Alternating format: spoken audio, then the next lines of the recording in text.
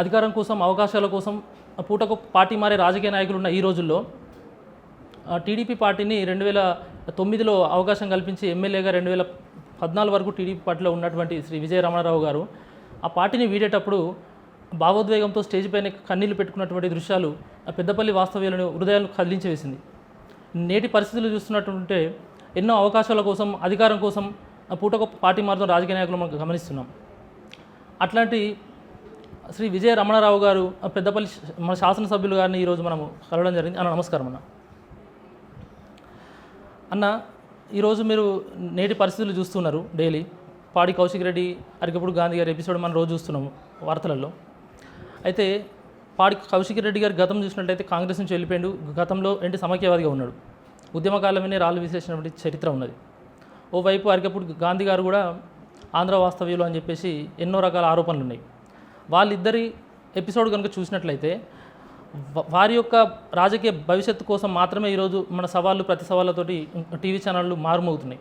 కానీ మీరు 2009లో ఆనాటి పరిస్థితులు ఏంటంటే సమైక్యవాదంలో ఉన్నప్పుడు టీడీపీ పార్టీ సమైక్య రాగం ఎత్తుకోవడం, ఈ రాష్ట్రం విడిపోవడం, తప్పనిసరి పరిస్థితుల్లో ఇంకా విధి లేని పరిస్థితుల్లో పార్టీ మారాల్సి వచ్చింది.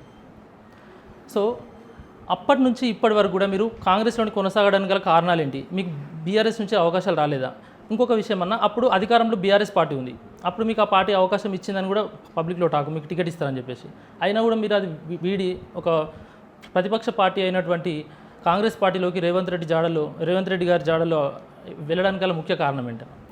రేవంత్ రెడ్డి గారు మేము తెలుగుదేశం పార్టీలో 2009 నుంచి 2014 వరకు శాసనసభ్యులుగా కలిసి పనిచేయడం జరిగింది. 2009-10లో తెలంగాణ ఉద్యమం తీవ్ర స్థాయిలో ఉన్నప్పుడు తెలుగుదేశం పార్టీకి సమైక్యాంధ్ర అనేటువంటి ముద్ర వేసి తెలుగుదేశం పార్టీని ఈ ప్రాంతంలో లేకుండా చేసి ఆ స్థానంలో మేము ఉండాలని చెప్పి మరి అప్పుడున్నటువంటి టీఆర్ఎస్ పార్టీ ప్రయత్నం చేయడం, దానికి తగ్గట్టు చంద్రబాబు నాయుడు కూడా ఉమ్మడి ఆంధ్రప్రదేశ్లో ఆంధ్ర లీడర్ కాబట్టి జనాలు కూడా అప్పుడున్నటువంటి కేసీఆర్ గారు చెప్పిన దాన్ని కొంతవరకు రిసీవ్ చేసుకోవడం, సరే ప్రజలలో కూడా తెలంగాణ ఆకాంక్ష బలంగా ఉండే, అంటే మన నీళ్లు, నిధులు, ఉద్యోగాలు, మన ప్రాంతానికి న్యాయం జరుగుతుంది, తెలంగాణ అత్తనే సర్వరోగ నివారణ అనే విషయాన్ని ప్రజలు బలంగా నమ్మడం, దాన్ని సోనియా గాంధీ గారు కూడా బర్త్డే గిఫ్ట్గా తెలంగాణ రాష్ట్రాన్ని ఇస్తున్నామని చెప్పి ప్రకటించడం, ఇవన్నిటితో కూడా ప్రజలలో కొంత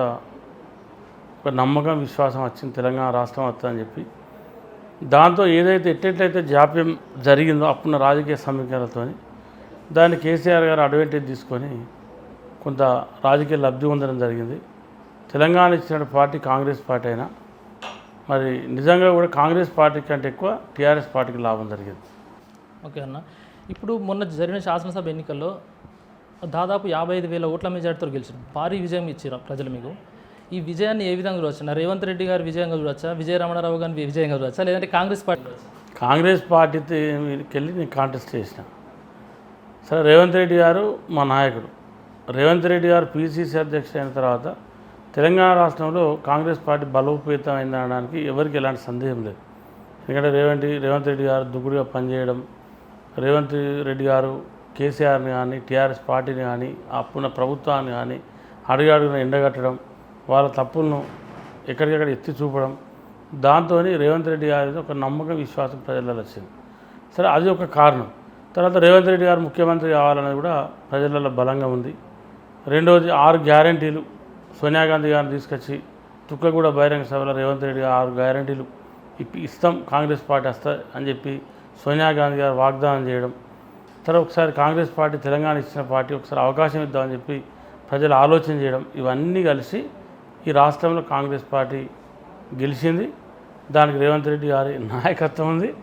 ఇక్కడ విజయరమణారావు గారు సరే, నా మీద పెద్ద ప్రజలలో నెగటివ్ లేదు. మన లాస్ట్ టైం అంత పెద్ద వేవ్లో కూడా ఉమ్మడి జిల్లాలో చూసుకున్నప్పుడు 40,000, 30,000, 50,000, 70,000, 80,000తోనే చాలా సీట్లు ఓడిపోయింది కాంగ్రెస్ పార్టీ. కానీ నా వరకు వచ్చా నేను ఓడిపోయింది 8,200 ఓట్లే. అంటే 8,000 ఓట్లతోనే నేను సీట్ లూజ్ కావడం జరిగింది. అంటే ప్రజలలో కూడా నా మీద ఎప్పుడు కూడా ఏ రోజు కూడా వ్యతిరేకత లేదు, ఏ రోజు కూడా నన్ను పక్క పెట్టి ఆలోచన అప్పుడున్నటువంటి భావోద్వేగాలతో జరిగినటువంటి ఎన్నికలవి దాంతో నా రిజల్ట్ వచ్చింది. మొన్న కూడా ప్రజలు సరే అవకాశం ఇవ్వాలి తప్పకుండా, ఇప్పటికే పోయినసారి మిస్ చేసుకున్నాం, ఈసారి కంపల్సరీ ఇవ్వాలని చెప్పి పెద్ద మ్యాట్ ఇచ్చారు. అన్న మొన్న జరిగిన శాసనసభ ఎన్నికల్లో మీకు ఎంత బలంగా కోరికుందో తెలియదు కానీ గెలవాలని, ప్రజలకు మాత్రం మిమ్మల్ని గెలిపేయాలనే బలం చాలా బలమైన సంకల్పంతో పోయారు. ఎందుకు నేను ఈ మాట అంటున్నా అంటే, మిమ్మల్ని ఇంటర్వ్యూ చేయడం కోసం వచ్చేసి నేను ఒక 3 days అయింది నాకు పెద్దపల్లి తిరగబట్టి. ఒక టీ స్టాల్ దగ్గర పోయి టీ తాగేటప్పుడు ఇట్లా జనరల్గా మాదమే మాట్లాడుకునేటప్పుడు ఎవరి విజయన్న ఇంటర్వ్యూ, విజయన్నకు నేనే రైట్ అన్నాను, నేను ఫోన్ చేయను ఇప్పుడే. అక్కడ నుంచి ఒక టిఫిన్ సెంటర్ దగ్గరికి పోతే విజయన్న నేను ఫోన్ చేయను అంటే, పెద్దపల్లి కాన్స్టిట్యూన్సీలో ఎక్కడికి పోయినా అసలు మీ పేరు విజయరామారావా విజయన్న అనేది మాకు అర్థం కావట్లేదు. అంటే మీ సర్టిఫికేట్లో విజయన్న అని ఉంటుందా విజయరామారావు గారు ఉంటుందా? విజయరామారావు ఉంటుంది కానీ అందరూ విజయన్న అంటేనే ఎక్కువ తెలుసు. అంటే వయసుతోటి సంబంధం లేకుండా విజయన్న మా ఓన్ చేసుకున్నారు పబ్లిక్. అంటే వాళ్ళ కుటుంబ సభ్యులుగా ఒకరిని ఓన్ చేసుకోవడం అనేది నాకు తెలిసి 119 కాన్స్టిట్యున్సీలలో ఎక్కడ లేదు కావచ్చు. అంత ప్రేమ కొద్ది మిమ్మల్ని పిలుస్తుంటే అసలు ఆశ్చర్యం కలిగింది మాకే. అభివృద్ధి కార్యక్రమాలు రాజకీయాలు అన్నీ పక్కన పెడితే మిమ్మల్ని ఒక సొంత మనిషిలాగా చూసుకోవడం అనేది నిజంగా ఆశ్చర్యం ఇస్తున్నారు. దీనికి మాత్రం చాలా మీకు అభినందనలు తెలియజేస్తున్నాను ఈ సందర్భంగా.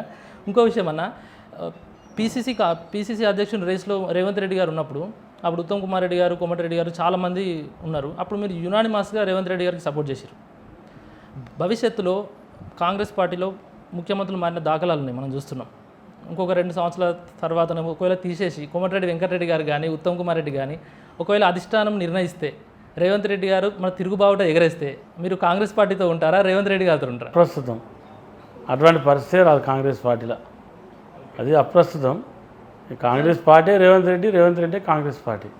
ఎందుకంటే ఒకప్పుడు నేషనల్ పార్టీలలో ఎట్లుంటున్నాయంటే హైకమాండ్ ఏం చెప్తే అక్కడ అట్లా జరిగేది రాష్ట్రాలలో. ఇప్పుడు ఆ పరిస్థితి లేదు. అంటే ఆ రాష్ట్రంలో కూడా అక్కడ నాయకులు చూస్తూ ఉన్నారు. ఇప్పుడు మొన్న లాస్ట్ టైం మనం జరిగే ఎన్నికలలో చూస్తే లోకల్ బాడీ ఎలక్షన్లను ఒక తీరు చూస్తున్నారు, శాసనసభ ఎన్నికలను ఒక తీరు చూస్తున్నారు, పార్లమెంట్ ఎన్నికలలో ఒక తీరు చూస్తున్నారు. అంటే అప్పటి ఎన్నికల వాతావరణం, అప్పుడు అభ్యర్థి ఎవరు, మీదెవరు, కిందెవరు అని చెప్పి ప్రజలు అన్నీ చూసుకొని ఒక ఓటేయడానికి నిర్ణయించుకుంటారు. కాబట్టి అది మనం మాట్లాడి కూడా వేస్తారు దాని గురించి. అన్న ఒక సున్నితమైన ప్రశ్న మీ అనుమతితోటి, దాసరి మనోహర్ రెడ్డి గారికి మీకు ఒక రహస్య ఒప్పందం జరిగింది ఎన్నికల తర్వాత అని పబ్లిక్లో కొంతమంది టాక్, దీనిపైన మీ ఒపీనియన్?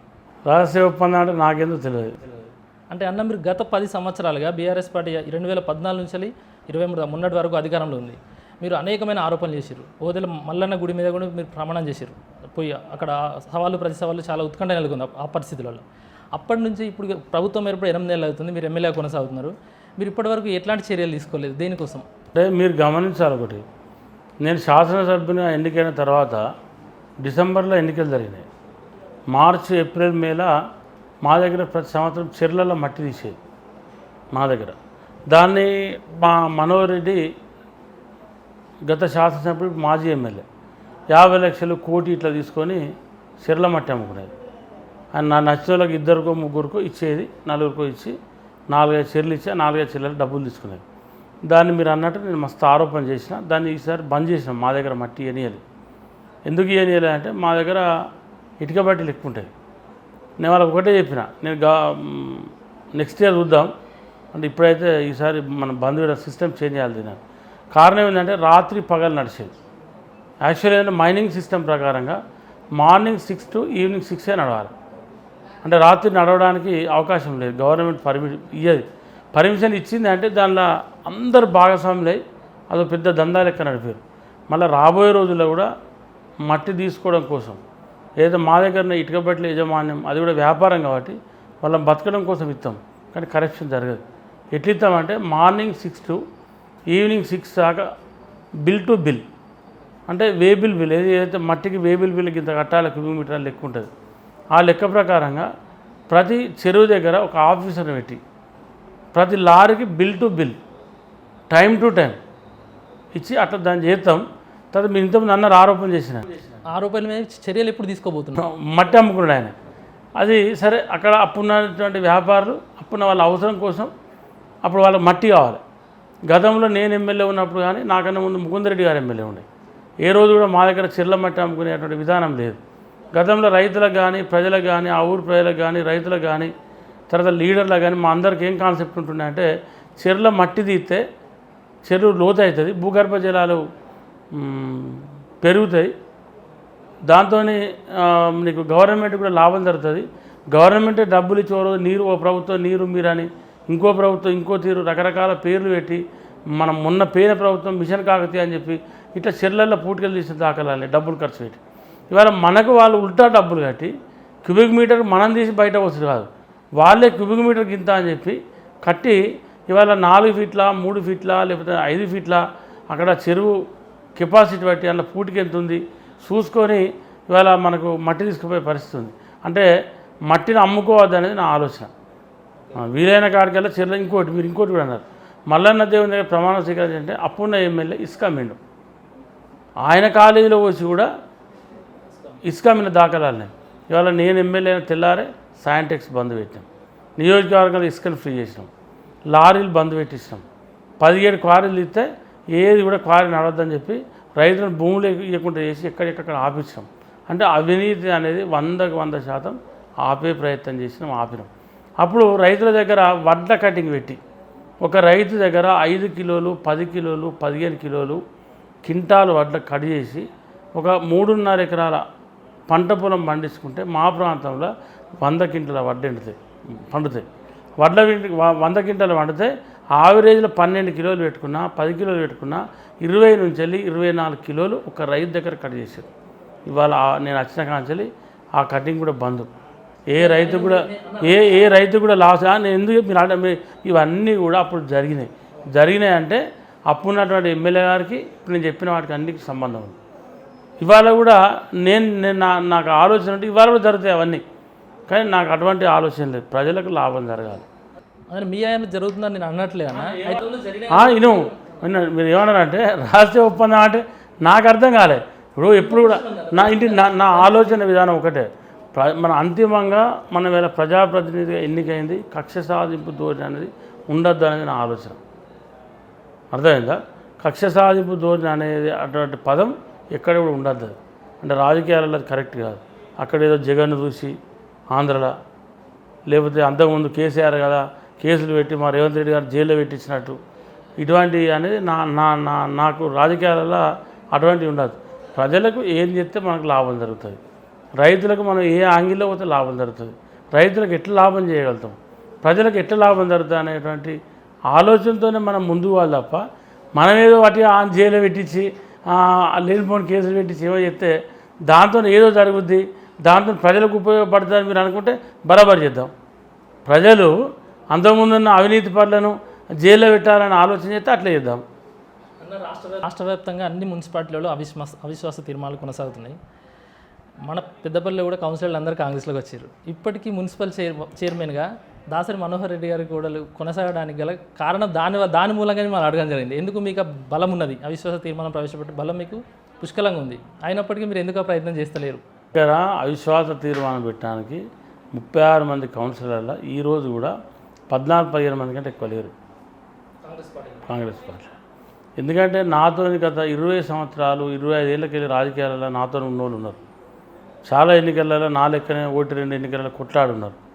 రేపు ఏంటంటే మన అవతల పార్టీ వాళ్ళు వస్తా అంటే వాళ్ళకి ఏదో ఒక మనం హామీ ఇవ్వాలి, ఏదో ఒక వాళ్ళ ఆలోచన ఫుల్ఫిల్ చేయాలి. నాకేం ఆలోచన ఉంది, ఇవాళ నాతో పనిచేసిన వ్యక్తులకే రేపు టికెట్లు ఇచ్చుకోవాలి, వాళ్ళనే గెలిపించుకోవాలనేది నా ఆలోచన. సరే ఇప్పుడున్న ఎవరైనా ముందుకు వచ్చి నేను చైర్మన్ అవుతా, నేను దానికి ఏదున్నా నేను ప్రిపేర్ అవుతా అంటే మనం ఆల్వేస్ ఎప్పుడైనా సిద్ధంగా ఉన్నాం. నాకు అటువంటి వ్యక్తులు కూడా ఎవరు తారాసపల్లి వాళ్ళు రాలేదు నా దగ్గరికి. అంతే తప్ప ఇప్పుడు 6 నెలల 8 నెలల ఇప్పుడు పోయి కొత్త చైర్మన్ వచ్చి ఏదో ఉద్ధరిస్తారు, మనం ఏదో అద్భుతం చేస్తామనే అటువంటి ఆలోచన నేను లేదు. ఇవాళ నిన్న చూసిన మనం గత ప్రభుత్వంలో గత ఎమ్మెల్యే ఉన్నప్పుడు గత ప్రభుత్వంలో 10 ఏళ్ళు పట్టింది పెద్దపల్లిలో 35 కోట్ల అభివృద్ధి చేస్తాను, ఇంక్లూడింగ్ ఎల్లమ్మ గుండమ్మ చెరువుతో సహా. ఇవాళ నేను వచ్చిన 9 నెలలు అవుతా ఉంది. 9 నెలల 4 నెలలు ఎలక్షన్ కూడా అయింది, అంటే 5 నెలలు. ఈ 9 నెలలనే మనం బట్టి విక్రమార్క ఉప ముఖ్యమంత్రి గారు, మా జిల్లా మంత్రి శ్రీధరబాబు గారు, మిగతా ఎమ్మెల్యేలు మేము ఎంపీ గారు గడ్డం వంశీ గారు అందరం కలిసి ఇలా నిన్న 85 కోట్ల వర్క్లకు స్టోన్స్ వేసినాం, శంకుస్థాపన. అవన్నీ స్టోన్స్ మీన్ వాటికైనా ఏదో బండ వేసి మనం వాటికైనా ఏదో పూజ చేసిపోడు కాదు, అవన్నీ వర్కులు శాంక్షన్ చేయించి ఇవాళ అగ్రిమెంట్లు చేసాం. ఇవాళ ఇప్పటివరకు ఏ నియోజకవర్గంలో ఎటే టైంలో 4 సబ్ స్టేషన్లు ఒకటేసారి పెట్టిన చరిత్ర లేదు ఇప్పటివరకు తెలంగాణ రాష్ట్రంలో కానీ ఉమ్మడి ఆంధ్రప్రదేశ్లో కానీ. ఇవాళ 132/33 సబ్ స్టేషన్ 20 కోట్లు, మిగతా 33/11 3 సబ్ స్టేషన్లు దాదాపు 27-28 కోట్లు పెట్టి మనం వితిన్ 15 డేస్లో శాంక్షన్ తీసుకొని టెండర్ కాల్ ఫర్ చేసి మన 4 రోజుల కింద అవన్నీ స్టోన్స్ వేసినాం. ఇవాళ TUSFID వర్కులు 30 కోట్లు టౌన్లో అగ్రిమెంట్ టెండర్ అగ్రిమెంట్లు అయిపోయినాయి. 4 రోజులు అయితే పనులు స్టార్ట్ చేస్తాం. ఇవాళ అమృత్ 2లో దాదాపు 25 కోట్లు. ఇవన్నీ కూడా అంటే చేసిన కార్యక్రమాలు ఇవన్నీ. మనం ఏంటంటే ఇవాళ ప్రభుత్వం ఉంది, ముఖ్యమంత్రి రేవంత్ రెడ్డి గారు అన్నారు, ప్రజలకు ఏం చేయాలనేటువంటి ఆలోచనే ఉంది తప్ప మనమేదో అవతల మీద కక్ష సాధింపు చేయాలి, వాళ్ళని పొడవాలి, గుద్దాలి, కొట్టాలి, జైల్లో పెట్టాలి, వాళ్ళని హింసించాలనేటువంటి ఆలోచన నాకు లేదు అన్న. వాస్తవానికి పెద్దపల్లి కాన్స్టిట్యున్సీ అనేది ఒకటి ఉంది అని ఈ రాష్ట్రంలో ఈ గత 10 సంవత్సరాలు ఏనాడు కూడా దాసరి మనోహర్ రెడ్డి గారు అసెంబ్లీలో మాట్లాడిన దాఖలాలు లేవు, మీడియా పాయింట్లో మాట్లాడిన విషయాలు లేవు. మీరు ఇటీవల చూసినట్టయితే అసెంబ్లీ మీటింగ్లో కానీ చాలా అగ్రెసివ్గా మాట్లాడడం అందరం గమనించిన విషయమే. సో మీ మాట తీరు కావట్టా, మీ అగ్రెసివ్నెస్ కావట్టా, లేదంటే నిన్న జరిగిన మన శంకుస్థాపనలు కావచ్చా, లేకపోతే అభివృద్ధి కార్యక్రమాల వల్ల కానీ దాసరి మనోహర్ రెడ్డి గారు ఇంతవరకు ఏ ప్రొటెస్ట్లో పాల్గొనట్లేదు. ఇంతవరకు ఇప్పటివరకు ప్రతి కాన్స్టిట్యున్సీలో ప్రతిపక్షం ఎంతో కొంత ప్రొటెస్టులు చేస్తున్నారు. దాసరి మనోహర్ రెడ్డి గారు మాత్రం ఇంతవరకు ఏ ప్రొటెస్ట్లో పాల్గొన్నట్టయితే మా దృష్టికి రాలేదు. మరి అంత భయంకరంగా భయపెట్టిరా? మరి వచ్చే 10 సంవత్సరాలు కూడా మీరే గెలుస్తారనే కాన్ఫిడెన్స్ ఉందా? దీని మీద ఏం చెప్తారండి? ఎందుకు ఆయన అడగాలి మీరు? ఆయన అడిగేకి వచ్చి నన్ను అడిగితే నేనేం చెప్తాను? అన్ని అనుమానాలకు తావిచ్చింది కాబట్టి నా వర్డ్ యూజ్ చేయాల్సి వచ్చింది. ఆయన స్వతహాగా వ్యాపారస్తుడు, ఆయన బాగా డబ్బులున్న వ్యక్తి. సరే అవన్నీ ఆయనకు ఫుల్ టైం పొలిటీషియన్ కాదు. మేము ఏంటంటే ఫుల్ టైం పొలిటీషియన్. మేము రాజకీయాలకు వచ్చిన నేపథ్యం వేరు, ఇప్పుడు జరిగే రాజకీయాలు వేరు. మేము రాజకీయాలకు వచ్చిన నేపథ్యం ఏంటంటే మా బ్రదర్ ఉంటుండే నాకన్నా ముందు రాజకీయాలలో, అది మా సొంత బ్రదర్. ఆవిడ ఎక్స్ట్రీమిస్ట్ మర్డర్ చేసిన తర్వాత నేను పాలిటిక్స్లోకి వచ్చిన. ఇది 90లో మా అన్న చనిపోయాడు, ఇది ఇక్కడ ఇదే విలేజ్లో. అప్పుడు నక్సలైట్లు చనిపోయాడు. తర్వాత 91లో 92లో నేను పాలిటిక్స్లోకి వచ్చిన. 92లో తెలుగుదేశం, 93లో తెలుగుదేశం పార్టీ జూలపల్లి ఎలిగేడు ఒకటే మండల పార్టీ అధ్యక్షుడు చేసిన. అప్పుడు ముద్దసాని దామోదర్ రెడ్డి గారు నా రాజకీయ గురువు ఆయన యాక్చువల్గా, దామోదర్ రెడ్డి గారు. అయితే దామోదర్ రెడ్డి గారి దగ్గర మీరు రాజకీయం నేర్చుకొని అక్కడ ఏంటంటే ఇలా పేదోళ్ళకు పనిచేసి అంటే ఆనందం పొందే వ్యక్తులే మేము. ఇప్పుడున్న రాజకీయాలకు ఆ రాజకీయాలకు పూర్తి డిఫరెంట్ అవి. అంటే ఇప్పుడున్న పాలిటిక్స్కును అప్పటి రాజకీయాలకు చాలా తేడా. అంటే మేము వచ్చిన నేపథ్యం అటువంటిది. ఇప్పుడున్న నేపథ్యం మీరు అడిగే వాటికి అప్పటి రాజకీయ నేపథ్యానికి చాలా అంటే చాలా నక్కకు నాగలకు అనుకున్నంత తేడా. అంటే ఈ రోజు వరకు కూడా మాకు అది అట్నే అలవాటైంది. అంటే ఆ సిస్టమే అలవాటైంది. ఎందుకంటే మేము తనతోనే ఒక 15-20 ఏళ్ళు తనతోనే క్యారీ చేసినాం కాబట్టి అదే సిస్టమ్ మాకు అలవాటైంది. ఆ సిస్టంలో ఇంక ఈరోజు వరకు ఉన్నాం. అంటే ఇప్పుడున్న మేము రోజు తెల్లారులు ఎత్తే ప్రజలకు సేవ చేయడం కోసమే ప్రయత్నం చేస్తాం తప్ప ఎవరి దగ్గర డబ్బులు తీసుకోవాలి, ఆడ కరప్షన్ చేయాలి, వాడిని ముంచాలి, వీడిని ముంచాలి, వాని మీద కేసు పెట్టాలి, వీని మీద కేసు పెట్టాలని అటువంటి ఆలోచన లేదు, రాదు, ఉండదు. 10 సంవత్సరాలు ప్రతిపక్షంలో కొనసాగడం అనేది గొప్ప విషయం అన్న. 10 ఏళ్ళ ఎందుకే ఉన్నాం ప్రతిపక్షంలో. 2004లో తెలుగుదేశం ప్రభుత్వం పోయింది ఉమ్మడి ఆంధ్రప్రదేశ్లో. అంటే నేను ఉన్నది 95 జెడ్పీటీసీ జూలేపల్లి, ఇక్కడ జెడ్పీటీసీ ఫస్ట్ జెడ్పీటీసీ. 2004లో తెలుగుదేశం గవర్నమెంట్ పోయింది. 2004 నుంచి వెళ్ళి 2023 వరకు అంటే 19 సంవత్సరాలు ఒక ప్రతిపక్ష పార్టీలలో ఉన్నాం మనం. 20 సంవత్సరాలు అంటే దగ్గర 19-20 సంవత్సరాలు ప్రతిపక్ష పార్టీలో అధికార పార్టీ కొట్లాడుకుంటున్నాం. ఇట్లాంటి విలువలు లేవని ఇప్పుడు అసలు కనుమరుగైపోయినాయి ఇట్లాంటి లీడర్. అదేంటంటే నేను ఎందుకంటానంటే రాజకీయాలలో నేను ఇంతకుముందే చెప్పిన మీకు, అప్పటి రాజకీయాలు వేరు, ఇప్పటి రాజకీయాలు వేరు. ఇలా పార్టీలు కూడా ఎంత ఈజీగా చేంజ్ చేస్తారంటే మనం ఆశ్చర్యపోయే విధంగా మనం షర్ట్ ఎట్లా చేంజ్ చేస్తామో పార్టీని కూడా అట్లా చేంజ్ చేస్తాను. సరే మాట్లాడటంతో కావది. అంటే ఇప్పుడున్న సిస్టమ్ అట్లా తయారైంది. సరే చంద్రబాబు నాయుడు గారితో మీ అనుబంధం ఎట్లుండేదన్న? ఇప్పటికీ ఈ మధ్యలో అరవలేదు కానీ మంచిగానే ఉంటుంది. మన నాయకుడే అంతకుముందు ఆయన. ఇటీవల చంద్రబాబు నాయుడు కూడా ప్రకటించింది ఒకటి, మన తెలంగాణ రాష్ట్రంలో కూడా మేము రాబోయే రోజుల్లో ఎన్నికల్లో పాల్గొనబోతున్నాము, ఇక్కడ కూడా పార్టీని బలోపేతం చేస్తామని చెప్పారు. ఒకవేళ భవిష్యత్తులో మిమ్మల్ని కనుక చంద్రబాబు నాయుడు గారు, ఎందుకంటే మీరు ఆల్రెడీ ఇక్కడ నుంచి ఎమ్మెల్యేగా పోటీ చేసిర్రు, గెలిచిర్రు కాబట్టి పిలుచుకొని మిమ్మల్ని రమ్మంటే పోయే అవకాశాలు ఉంటాయా? ఇక ఆయన ఎందుకు రమ్మంటాడు? ఇప్పుడు నేను ఒక పార్టీలో కాంగ్రెస్ పార్టీ కూడా నాకు అవకాశం ఇచ్చింది. ఇలా రేవంత్ రెడ్డి గారు కూడా నాకు 2 సార్లు ఎమ్మెల్యే టికెట్ ఇచ్చారు.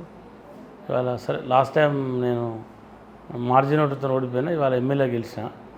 సరే రేవంత్ రెడ్డి గారితో నేను వారి నాయకత్వంలో పనిచేస్తూ ఉన్నా. మీరు ఎన్ని క్వశ్చన్లైనా సింగిల్ వర్డ్లో రేవంత్ రెడ్డి గారితో నా ప్రయాణం చివరి అన్న విధంగా చెప్తున్నారు. చెప్తలేను మీకు, మీరు అడిగిన దానికే సమాధానం చెప్తున్నా. మీడియాలో కూడా చాలాసార్లు విజయ రమణారావు గారు, సీతక్క గారు కొంతమంది పేర్లు వస్తాయి. వీళ్ళు పక్కా రేవంత్ రెడ్డి. ఇక్కడ కేటీఆర్ గారు ప్రచారంలోకి వచ్చినప్పుడు కూడా కేటీఆర్ గారు కూడా చెప్పారు, ఆయన రేవంత్ రెడ్డి మనిషి, గాయన మన మీద తీసుకుంటాం ఆయన అని చెప్పేసి ఒక వాక్య చేసి మీ దృష్టికి రావచ్చు. నేను కూడా ప్రెస్ మీట్ పెట్టి ఖండం చేసిన కదా. అదే ఒక ముద్రనైతే మీ మీద బలంగా ఉంది, రేవంత్ రెడ్డి గారు మనిషి అనేది ఒక బలంగా ఉంది ముద్ర. అందరం కలిసి ఒకటేసారి పార్టీకి వచ్చిన కాంగ్రెస్ పార్టీకి రేవంత్ రెడ్డి గారి నాయకత్వంలో మేము అంతా కాంగ్రెస్ పార్టీలో జాయిన్ అయినాం కాబట్టి ఖచ్చితంగా రేవంత్ రెడ్డి గారి ముద్ర ఉంటుంది కదా, ఉండకుండా ఎందుకు ఉంటుంది? 100% ఉంటుంది.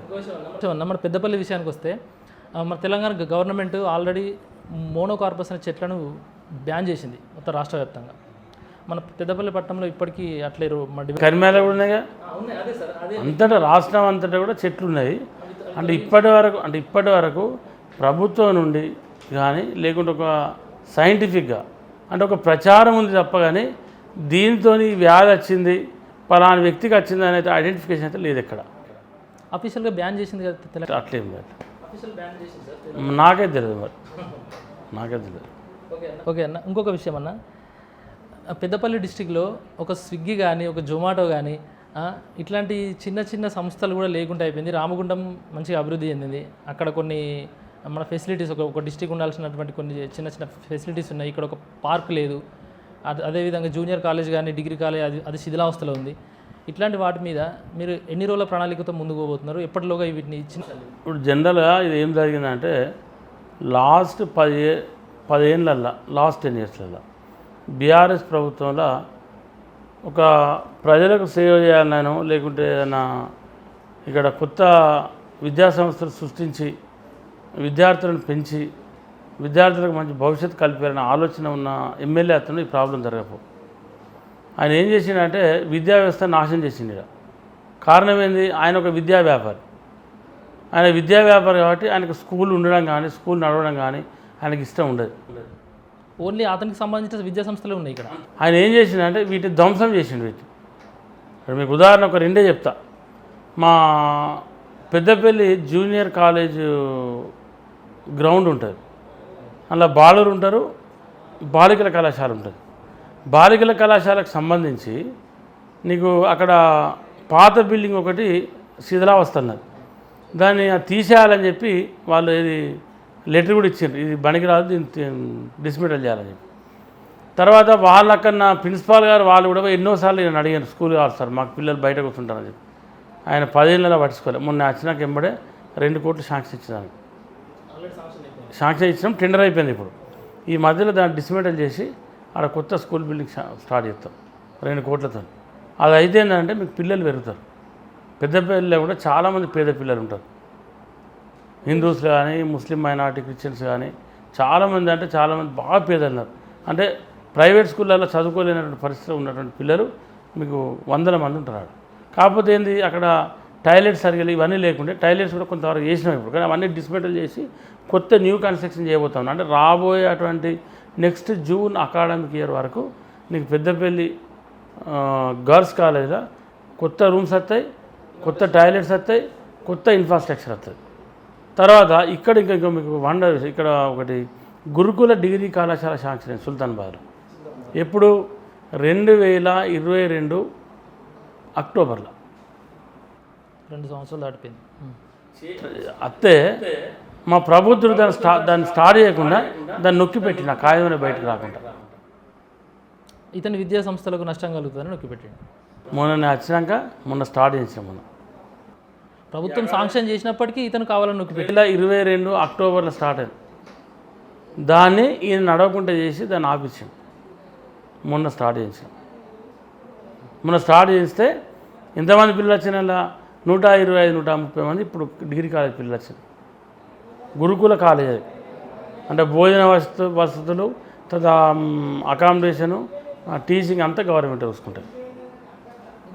అన్న పెద్దపల్లి పట్టణంలో ముఖ్యమైన సమస్య ఏమిటంటే మొన్న పబ్లిక్ వాయిస్ తీసుకున్నాం మేము ఇక్కడ తీసుకున్నప్పుడు రోడ్ల వెడల్పు విషయంలో చాలా ఇబ్బందులు పడుతున్నారు.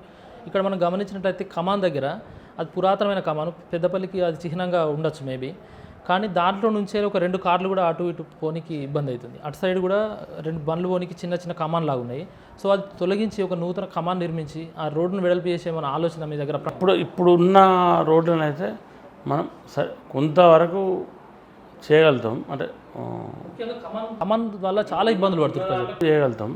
అంటే నా ఆలోచన ఏంటంటే మరీ మనం అంటే ఇండ్లు కూలగొట్టి సరే ఏదైనా రోడ్ల మీద ఉన్నటువంటి స్టెప్స్ కానీ తర్వాత కాంపౌండ్ వాల్స్ కానీ సరే మనం 35 ఫీటు 40 ఫీటు 50 ఫీటు 60 ఫీటు ఎక్కడెక్కడైతే పెట్టుకుంటా ఉన్నామో గతంలో ఉన్న దానికన్నా కొంత వెడల్పు చేసి, అంటే ఇప్పుడు మనం 30 కోట్లతో టెండర్ పిలిచినాం. దాదాపు నాకు తెలిసి ఇప్పుడు వీటితోని ఇప్పుడు ఉన్న ఇంతకుముందు జరిగింది వాటితో వీటితో 80% కంప్లీట్ అవుతాయి. ఇంకేమన్నా ఓ 20-25% ఉంటే ఇంతకుముందు మీరు ఒక విషయం చెప్పారు, పెద్దపల్లికి పార్క్ లేదని. 100% ఏంటంటే ఇవాళ కలెక్టర్ గారితో డిస్కస్ చేసినాం. ఒక 2-3 ల్యాండ్స్ ఐడెంటిఫై చేస్తున్నాం. ఎక్కడైనా ఒక 4 ఎకరాలు మినిమం పార్క్ అంటే 3 నుంచి 5 ఎకరాలు ఉండాలి. అంటే 3 ఎకరాలే మినిమం. సరే ఒక 4-5 ఎకరాస్ ఉంటే ఇంకా మనకు బెటర్ ఉంటుంది. అంటే 4-5 ఎకరాలు ఉంటే దానికి 5 కోట్లు 5-6 కోట్లు పెట్టుకుంటే మనం అన్ని రకాల అభివృద్ధి చేస్తానికి ఉంటుంది. 100% మీరు ఇవాళ ఇంకా మాకు 4 సంవత్సరాలు 4 నెలల టైం ఉంది, 3 నెలల టైం ఉంది. 100% రోడ్ల విషయాలు కానీ, డ్రైనేజ్ విషయాలు కానీ, డ్రింకింగ్ వాటర్ విషయాలు కానీ, మీరు అన్న పార్క్ విషయాలు కానీ, బస్ డిపో విషయాలు కానీ, బైపాస్ రోడ్డు విషయాలు కానీ, ఇవన్నీ కూడా 100% రాబోయే ఇప్పటి నుండి మళ్ళీ ఎలక్షన్స్ 6 నెలల ముందు వరకు ఇప్పుడు నేను నా నోటితో చెప్పిన అన్ని కంప్లీట్ చేస్తాం. ఓకే అన్న, ఇంకొకటి అతి ముఖ్యమైన విషయము నిరుద్యోగ యువత. నిరుద్యోగులకు ఉద్యోగాలు ఇవ్వడం అనేది అందరికీ ప్రభుత్వ ఉద్యోగాలు అసాధ్యం, అది అందరికీ తెలిసిన విషయమే. అయితే పెద్దపల్లిలో నిరుద్యోగులకు ఉద్యోగ అవకాశాలు కల్పించడానికి మీ దగ్గర ఉన్న ప్రణాళికలు ఏంటి? అండ్ ఇంకో క్వశ్చను, హైదరాబాద్లో ఒక సాఫ్ట్వేర్ కంపెనీ ఉంది, ఆ బ్రాంచ్ ఇక్కడ ఒక పెద్దపల్లి వాస్తవ్యుడు ఇక్కడ పెద్దపల్లిలో బ్రాంచ్ ఓపెన్ చేశారు కమాన్ దగ్గరనే. అందులో ఒక 50 మెంబర్స్ దాకా ఇక్కడ మీ కాన్స్టిట్యున్సీ పిల్లలకే ఉద్యోగ అవకాశాలు దొరికినాయి. మొత్తం ఓన్లీ ఇక్కడ వాస్తవ్యులకే ఇద్దామనే ఉద్దేశం కొద్దీ ఆయన ఇక్కడికి వచ్చి పెట్టిండు. మీరు మనసు పెడితే, మీరు ప్రత్యేకంగా మనసు పెట్టి పెద్దపల్లి కాన్స్టిట్యున్సీలో ఉన్నటువంటి ఎన్ఆర్ఐలను వాళ్ళ డాటా తీసుకొని మీరు వాళ్ళని ఆహ్వానిస్తే కనుక ఇక్కడ కంపెనీలు పెట్టే అవకాశం ఉంటుంది. ఇట్లాంటి ఆలోచనలు మీరు ఏమన్నా భవిష్యత్తులో చేసే ఉద్దేశం ఉందా? అంటే నేను అనేది ఏంటంటే ఇప్పుడు ఎవరైతే చదువుకున్న ఇంజనీరింగ్ చేసిన స్టూడెంట్స్ కానీ, పీజీ చేసిన స్టూడెంట్స్ కానీ, డిగ్రీ చేసిన స్టూడెంట్స్ కానీ ఇప్పుడు మా కాన్స్టిట్యూన్సీ కూడా వేల మంది ఉన్నారు, 100 మంది. ఒకప్పుడు 100 మంది ఉండే, ఇప్పుడు 1000 మంది ఉన్నారు. సరే అందరికి కూడా ప్రభుత్వ ఉద్యోగాలు అంటే సాధ్యం కాదు. సరే ప్రభుత్వ ఉద్యోగాలు నోటిఫికేషన్ ఇచ్చినప్పుడు కొంతమందికి వస్తాయి, కొంతమంది రావు. సరే ఎవరెవరికి ఎట్లయితే ఉద్యోగ కల్పన జరగాలనో మొన్న మా దగ్గర ఫామ్ ఆయిల్ ఒకటి కంపెనీ స్టార్ట్ అయింది. ఇది ఫామ్ ఆయిల్ ఉత్పత్తి చేసే కంపెనీ పెద్దరాజపల్లి. దాదాపు అది ఇప్పుడు 100 కోట్లతో స్టార్ట్ చేసినది. రాబోయే రోజుల్లో 200 కోట్లు పోయే అవకాశం ఉంది. అటువంటి అంటే అందులో కూడా కొంతమందికి ఉపాధి దొరుకుతుంది. సరైన చదువుకున్న వాళ్ళు కావచ్చు, కొంత చదువుకున్న వాళ్ళకి కూడా అంటే 10th ఇంటరు యాక్టివ్ డిగ్రీ చేసిన వాళ్ళకి కూడా వాళ్ళ స్థాయిని బట్టి వాళ్ళకు ఉంటాయి. ఇవే కాకుండా ఇంకా కాన్స్టిట్యూన్సీలో కూడా ఇప్పుడు మా ఐటీ మంత్రి శ్రీధర్ బాబు గారు ఉన్నారు, వారిని కూడా మేము అడుగుతున్నాం. మా దగ్గర సుల్తానాబాద్లో కానీ పెద్దపల్లి కానీ ఒక ఐటీ టవర్ ఇవ్వని చెప్పి, సుల్తానాబాద్లో కానీ పెద్దపల్లి కానీ ఒక ఐటీ టవర్ పెడదామన్నా. సరే వీలైన కాడికి మీకు ఎట్లా వీలుంటే అట్లా చేద్దామంటే వారు కూడా సుముఖంగా ఉన్నారు. ఇప్పటికే టాస్క్ సెంటర్ పెట్టిన వారు, అంటే వారు మాకు పెద్దపల్లి హెడ్ క్వార్టర్లో ఇప్పుడు దగ్గర 200 మంది పిల్లలు బ్యాచ్ 3 నెలలకు ఒక బ్యాచ్ పోతూ ఉంటుంది. 100 నుంచి ఇప్పుడు ఒక బ్యాచ్ అయిపోయింది. అంటే వాళ్ళకి అక్కడ ట్రైనింగ్ పొందిన పిల్లలకు ఐటీ జాబ్స్ ఈజీగా దొరుకుతాయి వాళ్ళకి. అంటే వాళ్ళ స్కిల్ డెవలప్మెంట్ అవుతుంది.